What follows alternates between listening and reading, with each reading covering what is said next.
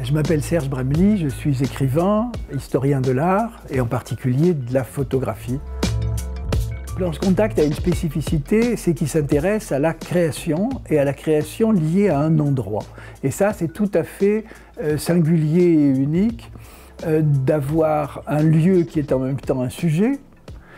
La ville est le modèle des photographes de Planche Contact et ça mêle aussi bien les grands maîtres et les étudiants, les débutants, les jeunes espoirs de la photographie de demain et ça aussi c'est quelque chose de tout à fait formidable. La place accordée aux étudiants, c'est une chose qu'on ne voit pas. C'est toujours assez troublant de voir des talents se former, d'imaginer ce qu'ils pourront être demain et d'arriver, si possible, à les encourager, à leur donner une chance d'éclore plus vite, c'est naturellement merveilleux. Il y a déjà eu des expositions magnifiques à Planche Contact. Il y en a 2 ou 3 naturellement qui restent en mémoire. Shio-Nama, Sarah Moon, ce sont des photographes qui ont un axe très marqué. Je veux dire, quand Shio-Nama fait du Shio-Nama, c'est du Shio-Nama. Et pourtant, c'était Deauville en même temps. Et d'arriver à allier les deux, c'était quelque chose d'assez surprenant parce qu'on l'attend au Japon, on l'attend au milieu des cerisiers en fleurs, on ne l'attend pas au milieu des pommiers en fleurs. Sarah Moon, c'est à peu près la même chose. Sa vision très personnelle s'est parfaitement mariée à celle de la Normandie, des lieux naturellement qu'elle connaît bien, et on avait l'impression d'une sorte d'osmose provoquée et en même temps totalement naturelle.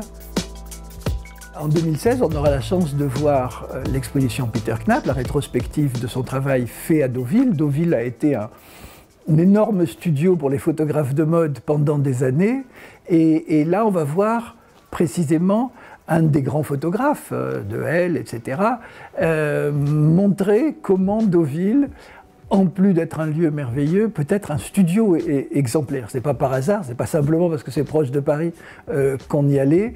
Il y a une lumière qui est très particulière, il y a une ambiance qui est très particulière, il y a quelque chose qu'on peut qualifier de frivole, mais la mode ne l'est pas forcément, qui convient parfaitement à cet exercice-là.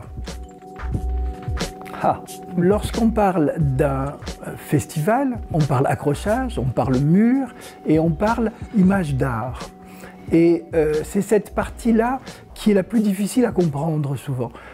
C'est très étonnant de voir qu'en 2016, comme au temps de Baudelaire, il faille encore expliquer que la photographie est un art et qu'elle peut tout à fait concurrencer la peinture, la photographie, pardon, la sculpture ou d'autres formes d'art plastique. C'est assez curieux de voir que le message ne soit pas encore vraiment passé, dans l'esprit du public, j'entends.